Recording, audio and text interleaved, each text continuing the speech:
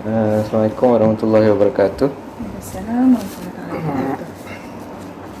Jadi saya Muhammad Zulfikri bin Abdullah ingin melekatkanlah abang game dia daftar melekatkan daftar latihan ilmiah ni lah. Ya. Panggil dia tajuk latihan ilmiah ialah kepentingan dakwah melalui pemakanan sunnah dalam kalangan masyarakat. Jadi nak mula temu buah ni minta ustazah ni lah perkenalkan diri. Okey. Bismillahirrahmanirrahim. Saya Mariam binti Abdul Ghani, merupakan penolong pegawai agama daerah di Pejabat Agama Daerah Marang. Saya merupakan orang kata ketua unit ke? Bukan ketua unit juga. Saya orang yang memantau lah unit-unit dakwah di Pejabat Agama Daerah Marang ni lah. Okay. Jadi boleh teruskan Zahab? Boleh, silakan. Jadi pada pandangan ustazah, apakah yang dimaksudkan dengan dakwah menurut Islam? Dakwah menurut Islam. Okey, kalau kita tengok perkataan dakwah itu sendiri bermaksud ajakan ataupun seruan tak. Dan kalau dakwah menurut Islam ni adalah satu seruan lah atau ajakan mengajak manusia tu mengamalkan cara hidup yang sebenar-benarnya lah, seperti mana yang diperintahkan oleh Allah Subhanahu Wa Taala, meliputi semua aspek kehidupan lah, dari sekecil-kecil perkara kepada sebesar-besar perkara. Baik. Saja. Kalau tengok tajuk kepentingan dakwah melalui pemakanan sunnah, kalau kita tengok apakah yang dimaksudkan dengan pemakanan sunnah tu sendiri? Pemakanan sunnah. Okay. Pemakanan sunnah ni, maksud sunnah tu perbuatan Nabi Muhammad sallallahu alaihi wasallam lah kan. Jadi pemakanan sunnah ni adalah cara makan yang diamalkan oleh Nabi Muhammad sallallahu alaihi wasallam. Itulah pendapat saya. Apakah kepentingan dakwah melalui pemakanan sunnah kepada masyarakat? Okey. Kalau ada buatlah.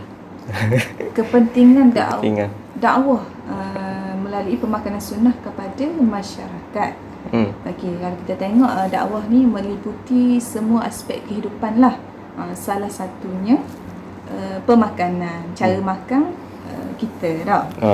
Jadi pentingnya dakwah melalui pemakanan sunnah ni bagi saya lah, yang pertamanya menunjukkan kecantikan ajaran Islam kepada umum. Okey, sama ada kepada orang Islam sendiri tak. Kita tunjuk cara makan Nabi Muhammad sallallahu alaihi wasallam, tunjuk cara yang sebenar, sehingga orang Islam ni sendiri pun akan tertarik untuk lebih menekankan adab-adab dan cara makan dalam Islam seperti mana yang dilakukan oleh Nabi Muhammad lah. Ataupun kepada orang bukan Islam. Tertarik lah. Jadi mereka pun akan tertarik juga untuk lebih mengenali Islam dan ajaran Islam. Jadi seterusnya akan mendorong mereka lah untuk menganut agama Islam itu sendiri. Selain tu, dengan kita orang kata berdakwah melalui cara pemakanan juga, kita akan secara tidak langsung akan mengajak manusia tu mengamalkan cara makan yang sihat lah. Sebab seperti mana yang kita tahu, Nabi Muhammad sallallahu alaihi wasallam ni sangat mementingkan amalan pemakanan yang sihat. Makan sayur. Bukanlah kata jenis makanan tu dah. Tapi kalau kita tengok Nabi Muhammad sallallahu alaihi wasallam ni tidak pernah makan sampai terlampau kenyang. Seperti mana satu hadis yang diriwayatkan oleh At-Tirmizi daripada Masruq radhiyallahu anhu, beliau berkata, aku telah menemui Aisyah radhiyallahu anha.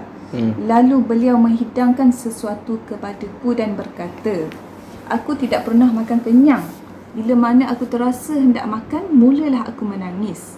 Lalu Masruq bertanyalah, mengapa? Lantas Aisyah menjawab, aku teringat perihal Rasulullah sallallahu alaihi wasallam yang telah wafat.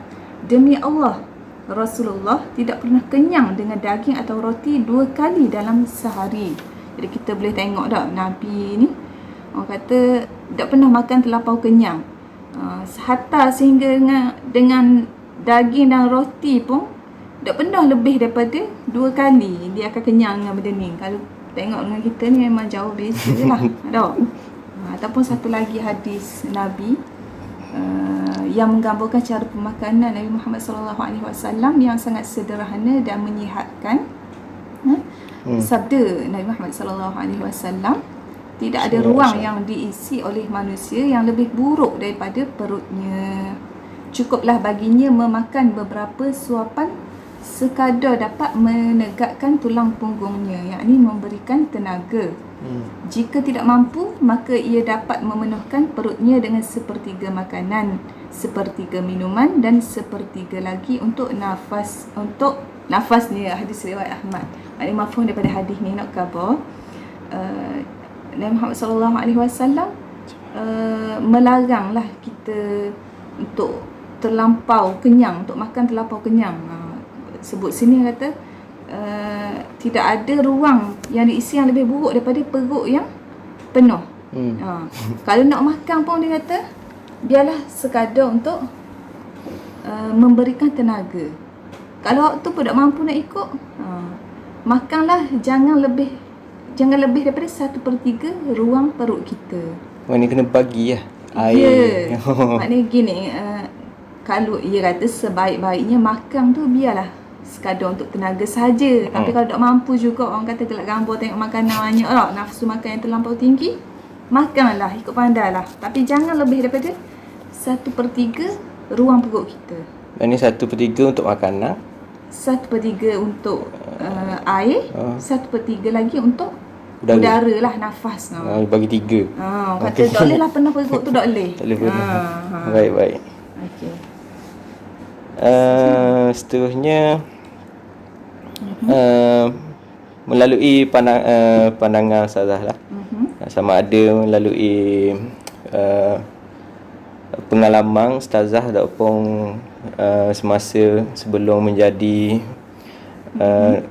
penolong pengarah ni, sepanjang berkhidmat di kerajaan ni, dia kata dapat program yang dianjurkan, sama ada Ustazah menyertai ataupun program yang dianjurkan oleh Ustazah semasa sebelum Ustazah menjadi ni lah, menjawab jawatan sekarang ni lah. Terkait dengan pemakanan sunnah ni lah. Dakwah melalui pemakanan sunnah. Ya. Okey, bismillahirrahmanirrahim. Saya sebelum berkhidmat sebagai penolong pegawai agama daerah di Pejabat Agama Daerah Mariam ni, saya pernah berkhidmat sebagai penolong Pesuruhjaya bahagian pengurusan halal di ibu pejabat agama sendiri, iaitu Jabatan Hal Ehwal Agama Terengganu Jahit. Okey. Jadi sepanjang saya berkhidmat di pejabat ini, tak ada lah program yang kata menekankan secara langsung lah cara pemakanan sunnah ni. Tapi pengalaman saya sebelum ni, saya pernah lah berkhidmat sebagai pegawai halal lah, orang kata halal di Jahit ni. Memang saya tengok di sana secara tak langsung tu memang kita menekankan cara pemakanan yang seperti mana yang disuruh oleh Nabi Muhammad SAW lah. Sebab kalau tengok pegawai halal ni, kita akan cek premis-premis ataupun makanan-makanan tu adakah menepati syarat-syarat pensijilan halal. Kan? Dalam pensijilan halal ni, antara aspek yang kita tengok adalah aspek kebersihan, kehalalan dan kualiti makanan. Benda-benda ni semua, syarat-syarat ni semuanya orang kata menepati ciri-ciri ataupun cara pemakanan yang digalakkan oleh Nabi Muhammad SAW. Ya, kena dah. Kenalah dari sudut kebersihan, mesti halal, sumber tu mesti halal, start daripada bahan mentah, siapalah cara pemprosesan, siapalah orang kata masa nak makan tu. Maknanya di situ saya tengok di bahagian perusahaan halal sendiri, salah satu dakwah lah ke arah pemakanan Nabi Muhammad sallallahu alaihi wasallam. Maknanya dijaga kan? Ya, jaga. Kalau saya boleh kongsi lah antara pemegang sijil halal lah, antara yang sangat berminat untuk dapatkan sijil halal ni adalah company bukan Islam. Orang Cina, orang ni memang minat sijil halal sebab dia tengok sini kalau ada halal confirm bersih, confirm sihat. Maknanya mahal sikit pun tak apa. You know. Maknanya kita tengok di situ satu dakwah lah kepada orang bukan Islam pun. Kalau boleh sijil halal tu dia kena ada tu kot, bayar kot. Dia bayaran biasa je. Cuma kita nak cover sini pilihan boleh panggil pilihan customer tu ataupun pelanggan tu, nak katakan lah, syarikat yang mohon halal dengan kita adalah syarikat yang membekalkan makanan. Tapi customer dia orang pun sanggup, orang kata tak apalah pergi kedai ni mahal sikit asalkan ada sijil halal. Sebab confirm bersih. Confirm begitu. Jadi orang bukan Islam pun, company bukan Islam pun nak juga sijil halal. Maknanya waktu salah satu cara dakwah juga. Salah satu cara dakwah lah. Kita tengok sini kan. Kita arahan-arahan untuk kita, arahan-arahan kita supaya menepati persijilan halal tu semuanya orang kata menurut amalan, menurut tu sunnah. Gitulah.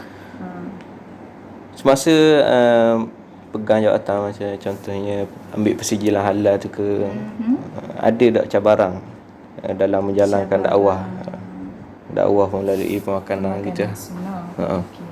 Semestinya adalah cabaran di mana-mana ada saja cabarannya. Okey, di dalam persijilan halal ni kita persijilan halal ni kita bagi kepada pemilik-pemilik syarikat lah, antaranya syarikat makanan tau. Jadi dia orang memang nak dapatkan sijil halal tu. Dia nak sijil halal, dia nak suruh orang kata iktiraf dia halal. Tapi memang kadang-kadang agak payah lah untuk dia orang ikut syarat-syarat kita tu. Dia nak tapi tak mau ikut. Ya, dia nak suruh orang iktiraf dia jamin kedai dia halal. Tapi dia, orang kata sebab benda ni benda yang perlu kepada effort lah, perlu pada usaha. Jadi ialah biasa orang suka ambil mudah. Tapi orang kata jaminan kebersihan, jaminan halal tu memerlukan kepada usaha lah juga tau. Maknanya pemilihan sumber kena ambil, orang kata bukan sekadar yang murah saja, mestilah ambil yang halal, yang bersih. Kena ambil yang berkualiti lah. Kalau macam rasuah ada? Rasuah tu ialah biasalah tau. Tapi semestinya lah kita orang yang menekankan pemilihan makanan yang halal ni, takkan kita pun nak terima benda yang tak halal tau. Yelah. Jadi kita memang tolak lah, total lah, awal lah. Tapi ada lah sepanjang pengalaman, tak ada. Nak kata rasuh kita tu adalah ke arah orang kata benda untuk dapatkan sijil halal tu, dia macam orang kata benda orang ke